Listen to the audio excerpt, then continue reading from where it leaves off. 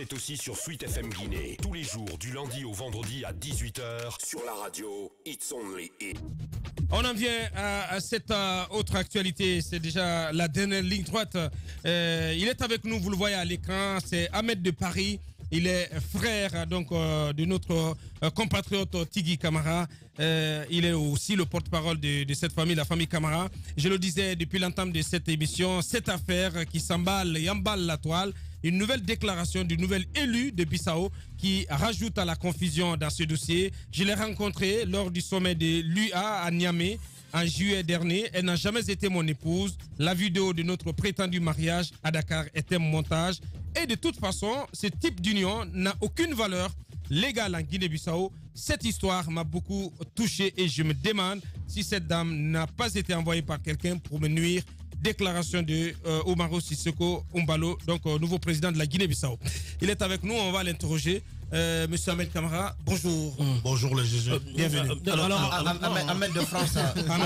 On est tous emballés. Hein. Ahmed des États-Unis, tu poses des questions à Ahmed de Paris. Alors clairement, pour aller un peu plus vite, puisqu'on n'a plus pas le temps, alors qu'est-ce que vous en savez de la relation entre Tigui et le président de Guinée-Bissau? Avez-vous participé à un mariage à un moment donné? D'abord, qui est Tigui Camara? Voilà. Présentez-nous votre sœur. Bon, déjà, Tigui Camara est une femme qui est très connue. Je pense que pour l'instant, tout le monde sait ce qu'elle fait. Elle est dans les mines. Elle a son entreprise et c'est une femme qui est très indépendante. Une femme battante. Voilà, battante et qui est invitée un peu partout lors des sommets des chefs d'État africains, européens et même aux États-Unis. Elle est invitée partout. Donc, du coup, elle est tombée dans le piège de ce monsieur, justement, qu'il a rencontré d'ailleurs lors d'un, comme il l'a dit, hein, c'était Le sommet. voilà, au sommet de l'Union africaine et tout. Donc, du coup, il y a eu ce petit truc-là entre eux. Donc, après, lorsqu'ils ont communiqué, ils ont compris qu'ils avaient une personne en commun qui était M. Haïdara, le vieux qui a fait le mariage. Le vieux du Sénégal. Voilà, qui était un ami à mon père. Donc, du coup, c'est ce qui a le plus rassuré notre sœur à partir avec le monsieur. Donc, le monsieur qui le présentait, et aussi lui-même qui se présentait comme un politicien sérieux, tout ça, et qui cherchait à être... Finalement, quand il affirme que la vidéo de notre prétendu mariage à Dakar est un montage, qu'est-ce que vous y répondez? Ben voilà, c'est pour ça qu'aujourd'hui, il y a plein de gens qui m'appellent, qui me disent non, Ahmed, t'aurais pas... Il est quand même allé loin. Voilà, il est allé très loin. J'ai envie de dire ici que depuis un moment, nous sommes résignés. On n'a pas voulu trop communiquer sur tout ça parce que nous sommes malgré tout une grande famille où on a beaucoup de personnes qui se battent au sein de cette famille. Donc, des gens qui sont très connus et respectés à travers l'Afrique, le monde et la Guinée. Donc, du coup, vouloir trop s'exposer à répondre à ce monsieur, pour nous, était inutile. Donc, à force, il est allé très loin.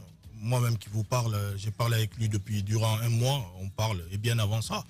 Donc, on a communiqué longtemps, hein, on a essayé de le raisonner afin que... Embalo, il est très emballé, lui. Hein. Très emballé, mais comment, connaissant... Le raisonner par rapport à quoi? Non, le raisonner parce que son problème, ce qu'il a dit, moi j'ai tout le message ici, il a toujours dit que Tigui n'avait pas été discrète parce que lui, ce qu'il voulait, c'était... En fait, on a compris que c'était dans ses habitudes d'épouser les femmes en catimini et les cacher. Et voilà, et faire ce qu'il a à faire. Donc en plus, il n'épouse pas n'importe quelle femme.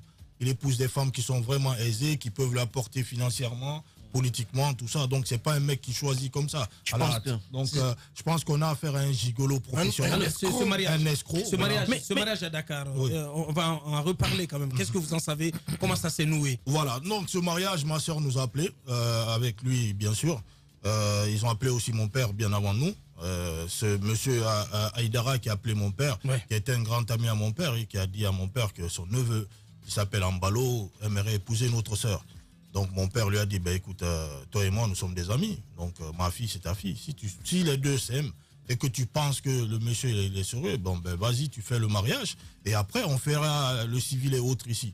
Mais nous ne pourrons pas nous déplacer parce que c'est un peu juste pour nous et tout. Le monsieur a rassuré et même lui, Ambalo, nous a rassuré qu'après les élections présidentielles qui viendra là. Mais nous, lorsque notre sœur l'a épousé, il n'était même pas encore candidat, encore moins président. Bien. Donc aujourd'hui, personne ne pouvait imaginer qu'il pouvait être président. Donc même en Guinée-Bissau, c'était inimaginable. Il raconte sa vie quand il dit que c'était un montage. Voilà, donc aujourd'hui, il a envie de... c'est ce qui est d'ailleurs drôle quand il veut faire passer notre sœur pour une Matari qui vient de je ne sais où pour le nuire. Mais pourquoi on aurait voulu le nuire, c'était depuis longtemps, parce qu'on a toutes les preuves où il nous parle de notre sœur, où il nous dit ouais, votre sœur n'a pas été discrète, j'allais venir la chercher. Il a appelé notre mère.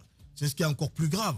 Il a appelé la maman, il lui a dit restez tranquille, dès que je finis les élections, je viens chercher ma femme. Donc nous, on n'a rien à prouver, parce que je pense qu'il soit mécanicien ou président, nous, on n'en a rien à foutre. Est-ce que Tigui, votre sœur, a participé aux campagnes électorales pour l'élection? Bien sûr, elle est même allée en Guinée-Bissau. Il y a des films, et le plus important, ce que les gens doivent comprendre, c'est que Tigui est une femme pieuse qui se respecte. Aujourd'hui, nous sommes des musulmans, nous sommes une famille qui pratique la religion musulmane. Nous respectons le mariage religieux. Et pour un président qui se fait passer pour un représentant musulman, qui met le turban musulman, qui se dit musulman, et qui consomme le mariage religieux, et après qui dit que ça n'a aucune valeur aux yeux de l'État de Guinée-Bissau, ça veut dire qu'il était déjà dans l'action de venir profiter de notre sœur. Parce qu'aujourd'hui, on ne peut pas user du corps d'une femme en l'épousant. C'est-à-dire qu'on aurait préféré qu'il soit amant, peut-être. Il aurait pu passer par là, mais vouloir l'épouser et puis profiter d'elle, de ses biens, de son corps et tout, et après la laisser dire que non, nous on va la fermer, c'est impossible. Alors, ce soit Donald Trump ou pas, mais nous... Ce mariage date d'il y a combien de temps exactement? Et est-ce qu'elle était informée que Mbalo avait déjà une épouse? Non, on a tous ces écrits-là où Mbalo dit effectivement à notre sœur que oui, il a la mère de ses enfants, mais qu'en aucun cas c'était sa femme. C'est-à-dire que c'est même sa cousine, tout ça. Donc on a beaucoup de trucs sur lui. Et moi, je ne vais pas hésiter à balancer ces choses-là. Parce que voilà, je suis désolé que les gens pensent que je suis en train de mettre la vie privée de ma soeur ou d'Ambalo. Mais aujourd'hui, je pense que voilà, je joue mon rôle. Et je pense que le monde a besoin de savoir qui est vraiment Ambalo. Et franchement, je suis tellement désolé pour le peuple de Guinée-Bissau parce qu'ils ont affaire à un président. Il n'est même pas président pour l'instant parce que je pense qu'il y a eu des problèmes. Et je pense que vraiment, ils ont affaire à un être irresponsable. Parce que celui qui manque de respect à une femme à ce niveau-là, je pense que vous êtes journaliste, vous savez, lors de son interview, il aurait pu dire je ne veux pas qu'on parle de ce sujet. C'est un chef d'État. En tout cas, les gens, ils n'auraient pas parlé. Mais si lui-même, ce qui est encore plus grave, c'est que c'est lui qui a parlé de sa vie privée. C'est lui qui a envoyé cet article à ma soeur avant-hier vers les 17h pour lui dire le monde entier va se moquer de toi. Et bien avant même qu'il fasse aussi le démenti la dernière fois, la veille, il a envoyé un message à notre soeur. Écoute, demain je fais un démenti et je vais te déshonorer, je vais te désapprouver. Et il l'a fait. Et hier encore, avant qu'il balance ce truc, il l'a fait. Donc je pense qu'on a affaire à un être qui est tout petit, il faut se comporter. En fait, ce genre de personnes, on n'essaie pas de le comprendre ou de dire que ouais, moi c'est... Non. Il faut balancer, le mettre à nu pour que les gens comprennent. Et ces victimes qui sont cachées, qui ont peur de parler aujourd'hui, ces autres femmes qu'il est en train d'amadouer, justement c'est là où il est énervé. C'est parce que ma soeur est une victime comme les autres. Les autres sont su se taire et qu'elle est sortie de sa cachette, de l'ombre pour montrer que, exactement, elle s'est mariée avec lui. C'est pour ça qu'il a la rage. Mais sinon, elle lui a rien fait d'extraordinaire pour qu'il soit aussi remonté contre elle. Ça date de quand, comme je disais. Depuis le 9 juillet. Le 9 juillet 2019. 2018. Alors, c'est récent. Je pense qu'il y a que vous devez aussi, à votre tour, lui envoyer après cette émission la capsule, vous lui envoyez l'émission pour qu'il puisse écouter à M. Ambalo. Je pense qu'il écoute, il me suit de près. Un général, c'est quelqu'un qui aime avoir des munitions un peu partout. Des munitions, ces munitions constituent des femmes qu'il amadoue. Parce que c'est un mytho, un mégalomane, qui est aussi très friand des délices de Capou. Les grands gars. Non, mais hier je le disais, mais c'est du peuple frère de Guinée-Bissau. On est quand même très gêné de parler de la Guinée-Bissau comme ça. Il n'aurait pas dû parler de cette histoire. Il n'aurait pas dû parler de cette histoire. Ce sont deux peuples frères. Il n'aurait pas dû parler de cette histoire à la presse. Il n'aurait pas dû le faire. pour des cas comme ça, même si on est président des États-Unis, ben, il y a des langues qui se délient à chaque fois pour dire, mais tel, quand il n'était pas encore président, il a profité de moi, il a fait ceci, il a fait cela. Ouais. C'est pas parce peut-être il sera président de Guinée-Bissau que des choses ne peuvent pas le rattraper. Ouais. Il faut qu'il s'emballe moins. Il est trop volubile. C'est pas normal. Quand on est porté à la tête d'un pays, on fait la paix. Regardez les propos qu'il tient à l'encontre de notre pays. Moi, c'est pas le président Alpha Condé que je vois. Ouais. Je vois la fonction qu'il incarne. Ouais. Pour l'instant, il est le président de notre pays. Il ne peut pas quand même tenir des propos allant dans le sens mais c'est qu'il il va loin jusqu'à dire, je me demande si cette dame n'a pas été envoyée par quelqu'un pour me nuire. J'ai une question pour mon frère Ahmed.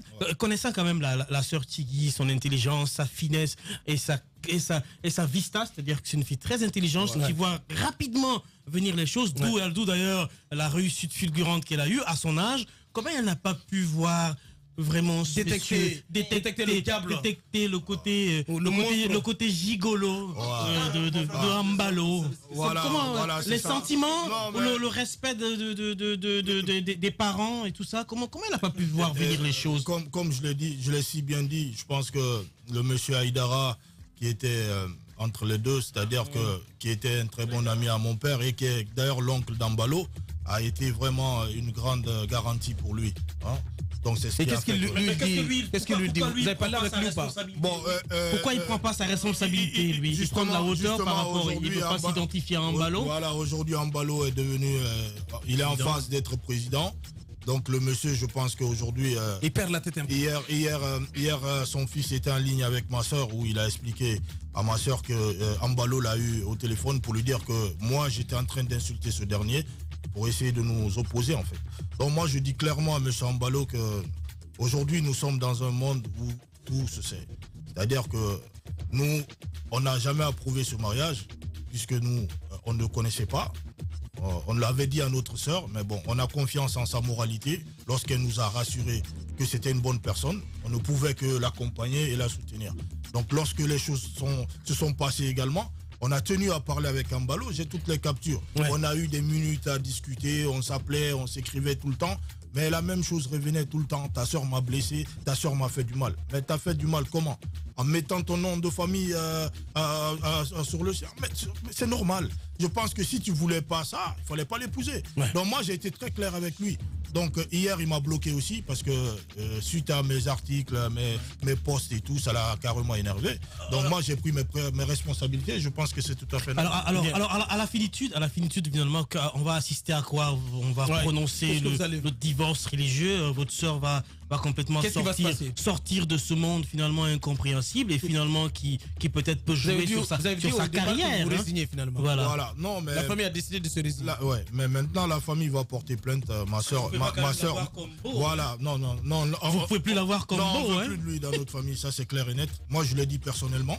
Donc pour ceux qui me connaissent, ils savent que moi je mange pas les mots. Donc je suis un jeune qui est très audacieux parce que dans la vie il le faut. Quand il faut dire la vérité, il faut avoir l'audace de le dire. Moi je suis dans mon rôle de frère. Je pense qu'aujourd'hui ce qui est arrivé à ma soeur est arrivé à ma soeur, mais ça peut arriver à la sœur de n'importe qui ou à n'importe quelle femme. Donc aujourd'hui, je pense qu'Ambalo ne touche pas simplement Tigui, mais il touche aussi le symbole de la femme africaine. C'est-à-dire qu'un chef d'État doit respecter la femme. C'est-à-dire que lui, en tant que chef d'État, les menaces qu'il a proférées à l'encontre de ma soeur sont tellement graves qu'il faudrait désormais qu'on porte plainte. Et nous avons conseillé notre soeur de porter plainte contre lui pour escroquerie, arnaque, atteinte à vie privée et menace sur sa vie. Donc nous tous, nous sommes menacés par lui aujourd'hui, mais on n'a pas peur de lui. Le fait qu'il soit chef d'État ou je ne sais quoi ne lui donne pas le droit de nous piétiner ou de piétiner l'honneur de toute une famille. Ou de toute une nation. Parce qu'aujourd'hui, ce qu'il est en train de faire, si nous n'étions pas des gens civilisés, des gens réfléchis, aujourd'hui, on serait même en palabre avec nos frères de la Guinée-Bissau. Alors que nous savons tout ce que la Guinée a pu apporter à la Guinée-Bissau et tous les liens qui a pu exister entre les chefs de l'État, les deux pays, etc. Donc un chef d'État qui vient, qui essaie de tout gâcher. Et je pense qu'il est parti sur une très mauvaise pente. Et ça, il faudrait qu'il se rende compte qu'il n'a pas affaire à n'importe quelle famille et que nous n'allons pas nous laisser faire, tout simplement. Voilà ce qu'on pouvait dire de Ambalo. Heureusement que nous, on ne s'emballe pas ici. C'est terminé pour le numéro d'aujourd'hui. Merci à tous les chroniqueurs. Merci à vous d'être venus à Ahmed de Paris. Merci également à l'équipe de réalisation, à Doua Diaby, Mohamed Diaby, le doigté magique du côté de la radio. Grand merci aussi à toute l'équipe mobilisée à la régie autour de Alassane, l'homme de nuit, et de Nalaï Sidibé. Merci à vous qui nous avez suivis à la radio et à la télévision, où que vous vous trouvez. Merci de l'attention. Demain, dès 9h, on se retrouve. Portez-vous bien, au revoir.